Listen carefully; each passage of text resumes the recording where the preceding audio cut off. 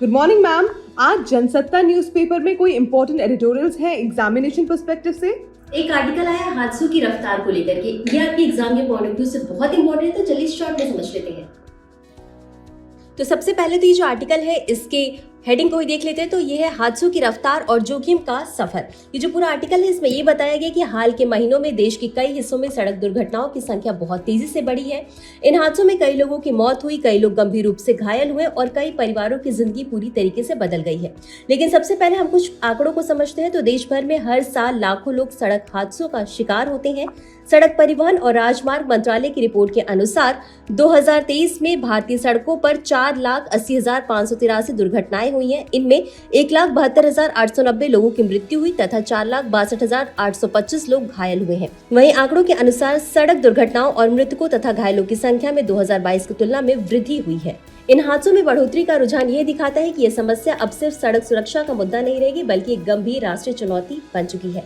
ये जो आर्टिकल है ये बताता है कि 2024 में कई बड़े हादसों ने फिर से यह सवाल खड़ा किया है कि हमारी व्यवस्था कहाँ चूक रही है, क्यों सड़कें सुरक्षित नहीं हो पा रही। हादसे के पीछे कई कारण बताए गए हैं, जिसमें कि जैसे कि तेज रफ्तार, ओवरलोडिंग, सड़क इंजीनियरिंग की खामियां, खराब रोशनी, पुरानी गाड़ियां, गाड़ी चलाते समय मोबाइल का उपयोग, शराब पीकर ड्राइविंग और ट्रैफिक नियमों का पालन न करना।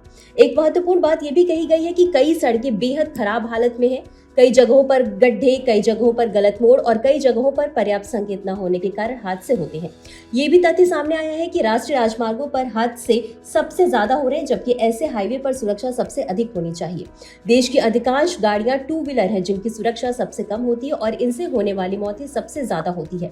इनके साथ साथ 18 से 45 वर्ष की आयु समूह में हादसों में मौतें सबसे अधिक हैं, जिनका अर्थ है कि देश का सबसे उत्पादक और युवा वर्ग इस समस्या से सबसे ज्यादा प्रभावित हो रहा है।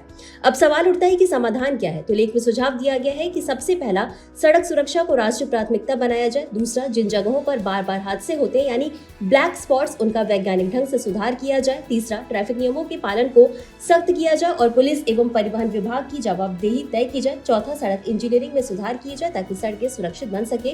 और पांचवा, लोगों में जागरूकता बढ़ाई जाए, क्योंकि सुरक्षा सिर्फ सरकार की जिम्मेदारी नहीं बल्कि हर नागरिक का कर्तव्य भी है। और अगर इस गंभीर समस्या पर समय रहते सही कदम नहीं उठाए गए तो आने वाले वर्षों में यह देश के लिए कई बड़े सामाजिक और प्रशासनिक संकट का रूप ले सकती है। अब समझ लेते हैं ये आपके पेपर से कैसे इंपॉर्टेंट है। तो ये आपका जीएस पेपर 2 गवर्नेंस और जीएस पेपर 3 इंफ्रा और सेफ्टी से संबंधित है। साथ ही साथ ये आपका एसए पेपर से भी संबंधित है। तो आज के लिए बस इतना ही। धन्यवाद।